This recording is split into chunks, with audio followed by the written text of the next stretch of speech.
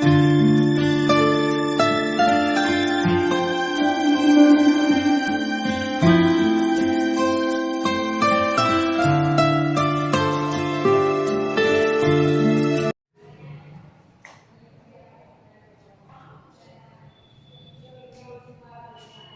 વિદ્યાર્થી મિત્રો, બધા મજામાં છો? હવે બધા જ રાહ જોવો છો ને કે ક્યારે સ્કૂલ ચાલુ થાય અને ક્યારે અમે બધા નિશાળે જઈએ. કંટાળી ગયા છો ને ઘરે બેસી બેસીને? કાંઈ વાંધો નહીં, જ્યારે સ્કૂલ ચાલુ થાય ત્યારે ત્યાં સુધી તમારે બધાએ ઓનલાઈન શિક્ષણ તો તમારે બધાએ લેવાનું જ છે.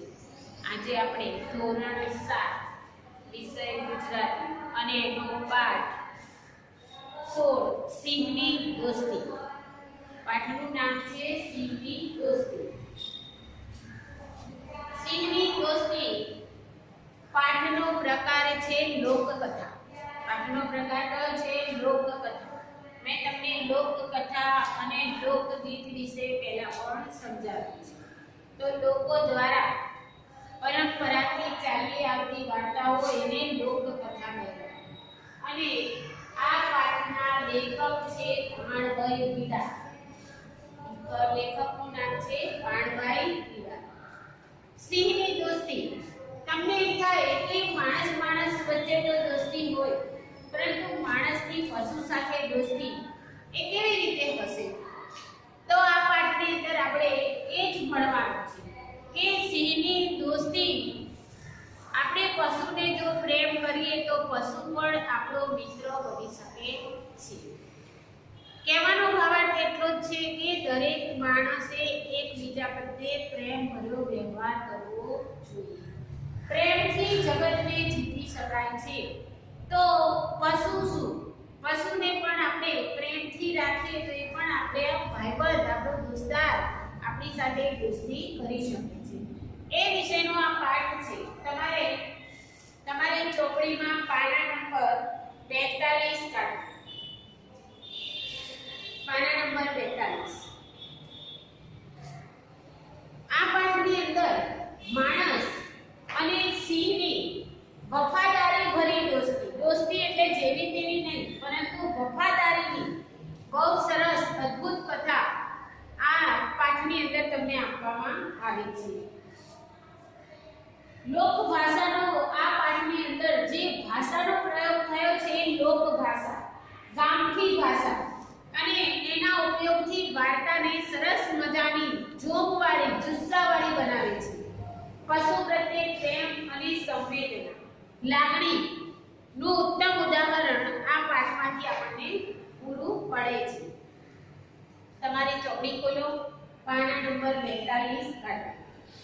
ગીરના જંગલને અડીને જૂનાગઢથી આશરે 25 ગાંવ દૂર અને સાસણગીરથી આશરે 6 ગાંવ દૂર મોટી મોણપરી નામનું એક ગામ આવેલું છે. મોણપરી ગામનું નામ શું છે? મોણપરી. આ વિકલ્પમાં પૂછાય છે. મોણપરી લખેલું હશે, મીણપરી લખેલું હશે, તમારે ધ્યાન રાખવાનું. મોણપરી એક ગામનું નામ છે. ગીરના જંગલને અડીને સિંહોનું અભયારણ્ય ગીર. ગીરમાં જાઓ તો તમને ત્યાં ઘણી વધારે સિંહ જોવા મળે. જૂનાગઢથી આશરે 25 કિલોમીટર દૂર અને સાસણગીર, વીરોનું અભયારણ્ય, સિંહોનું અભયારણ્ય સાસણગીરથી આશરે 6 ગાંવ દૂર મોટી મોણપરી. મોણપરીનું પણ મોટી અને નાની બે ગામ છે, એટલે મોટી મોણપરી નામનું એક ગામ આવેલું છે. ગામના પાદરમાંથી એક મોટી નદી વહી જાય છે.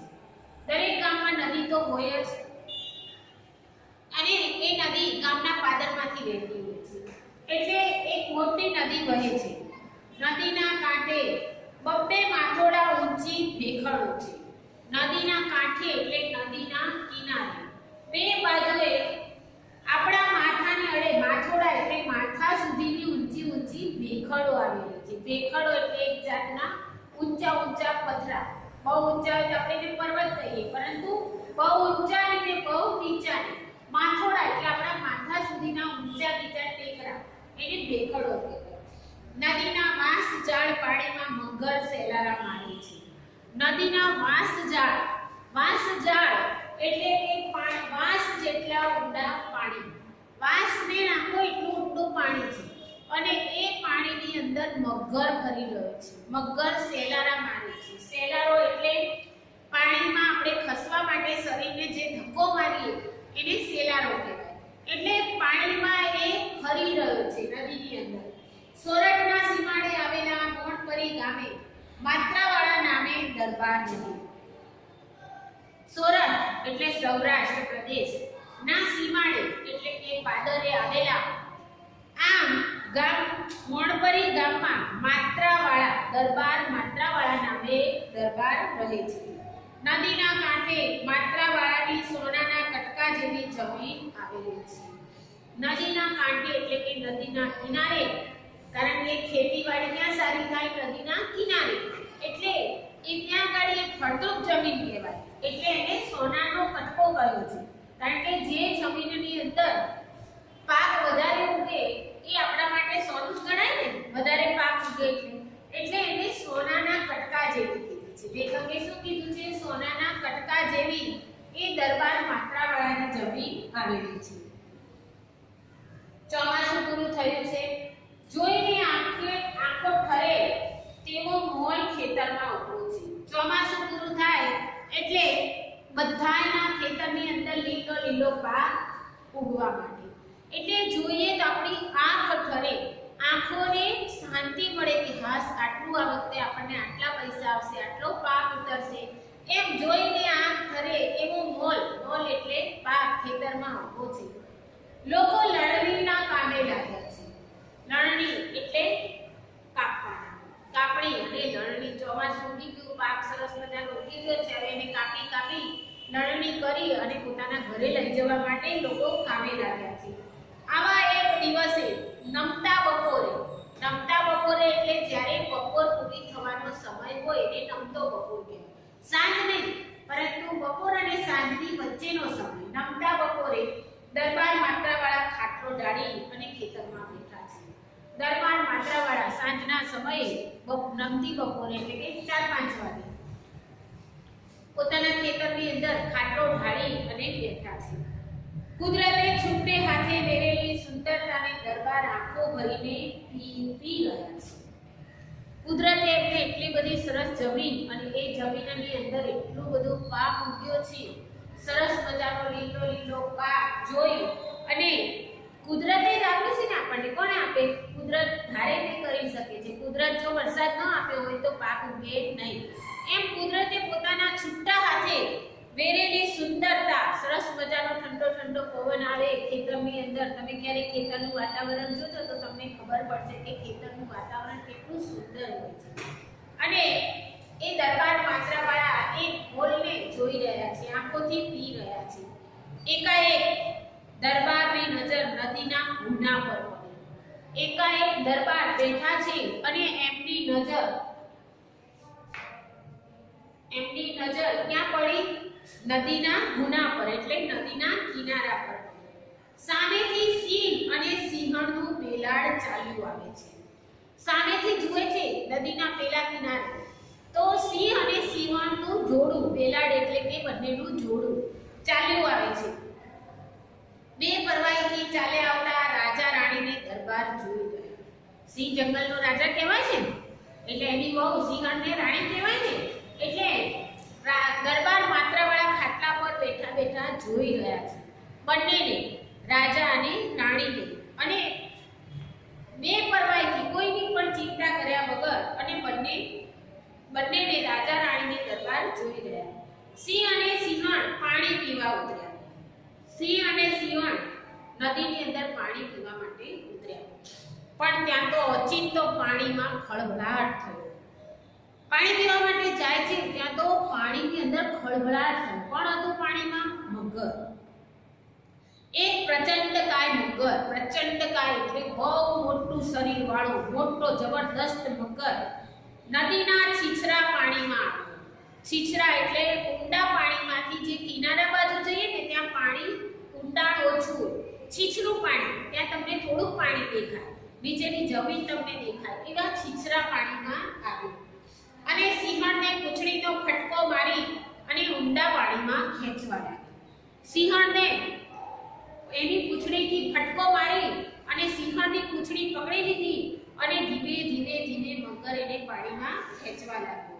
સિંહણે કાળના પંજામાંથી પોતાની જાતને છોડાવવા માટે ભારે મથામણ કરી. આપણું ગળું પગ પકડી લે તો આપણે કેવું છોડાવવા માટે ધમપછાડા કરીએ, એમ સિંહણે પોતાનું શરીર છોડાવવા માટે બહુ ધમપછાડા કર્યા, બહુ મથામણ કરી, પણ એની કારી ફાવી નહીં. કારી ફાવી નહીં એટલે યુક્તિ સફળ ન થઈ.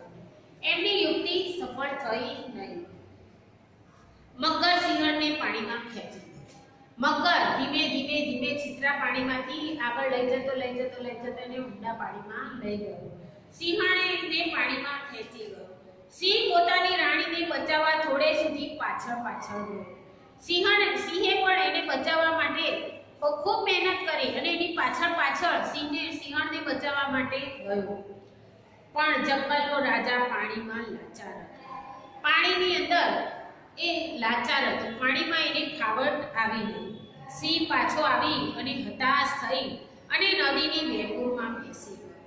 એની સિંહણને મગર લઈ ગયો અને સિંહ હતાશ થઈ ગયો, નિરાશ થઈ ગયો કે હું જંગલનો રાજા હોવા છતાં હું મારી પત્નીને બચાવી શક્યો નહીં. એટલે હતાશ થઈ જાય છે, નિરાશ થઈ જાય છે અને નદીની વેકુર એટલે રેતી, નદીની રેતીમાં આવીને બેસી જાય છે. નદીની વેકુરમાં બેસી ગયો. એના મોઢા પરની વેદના દૂરથી પણ વર્તાતી હતી.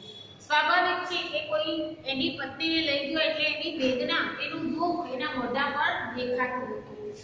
દરબાર ક્યારના આ દ્રશ્ય જોઈ રહ્યા હતા. દરબાર માત્રાવાળા પણ બેઠા બેઠા ખાટલામાં દ્રશ્ય જોઈ રહ્યા હતા. સિંહ હવે શું કરશે એ જોવા જાણવાની એમની ઈચ્છા હતી. દરબાર માત્રાવાળાને થયું કે આ સિંહ શું કરશે? પાણીમાં કૂદી પડશે, ઘરે જતો રહેશે કે શું કરશે એ જોવાની એમને તાલાવેલી લાગી. એમણે એમના માણસોને કહ્યું, તમારે સૌ જાઓ. સિંહણના મોતનું વેર સિંહ કેવી રીતે વાળે છે એ મારે જોવું છે. તમે બધા ખેતરમાંથી ઘરે જતા, હું તો રાત્રે આજે અહીંયા જ સૂઈશ અને મારે જોવું છે કે સિંહ પોતાની સિંહણનો વેરનો બદલો કઈ રીતે વાળે છે એ મારે જોવું છે. મારે માટે વાળું અહીં લેતા આવજો. વાળું એટલે સાંજનું ભોજન. તમે લોકો સાંજનું ભોજન પણ મારું અહીંયા લેતા આવજો. સિંહ નદીનો કાંઠો છોડી ક્યાંય ગયો નહીં. સિંહ નદીનો કાંઠો એટલે કે નદીનો કિનારો છોડી અને ક્યાંય પણ ગયો નહીં. રાત આખી નદીના ખળખળ વહેતા પાણી સામે સૂનમૂન બનીને બેસી ગયો. એને એમ કે ક્યારેક મારી સિંહણ કદાચ મગરથી છૂટી ગઈ હશે, કદાચ પાર આવશે તો. એ આખી રાત સૂનમૂન બોલ્યા ચાલ્યા વગરનો નદીની પાણીમાં જોઈ અને બેસી રહ્યો. માત્રાવાળા પણ એ વિજોગીને જોતા બેઠા રહ્યા. માત્રાવાળા પણ આખી રાત જાગ્યા. એ પણ સિંહણને જોતા રહ્યા. આ જાનવર બે એકબીજા માટે કેવા હેતપ્રીત છે. આપણે એમ કહીએ માણસોને એકબીજા માટે હેતપ્રીત હોય તો પશુઓમાં પણ હેતપ્રીત કેવા હોય એમ. આ જાનવરને પણ એકબીજા માટે કેટલા હેતપ્રીત છે. દરબારના મનમાં વારે વારે આ વિચાર આવ્યા કરતો હતો. દરબાર માત્રાવાળાના મનમાં ઘડી આનો વિચાર આવ્યા કરતો હતો. આમ 2-3 દી નીકળી ગયા. આવી રીતે સિંહ આખી રાત બેસીને, દિવસ બેસીને, એમને 2-3 દિવસ નીકળી ગયા. સિંહ ભૂખ્યો ને તરસ્યો નદીના ઘૂમરી લેતા પાણી સામે મીટ માંડીને બેસી રહ્યો. 2-3 દિવસ સુધી સિંહ ખાધું પણ નહીં, પીધું પણ નહીં. 2-3 દિવસ સુધી ભૂખ્યો બેસી રહી અને નદીના પાણીની સામે મીટ માંડીને એટલે કીટ હશે જોઈ અને બેસી રહ્યો.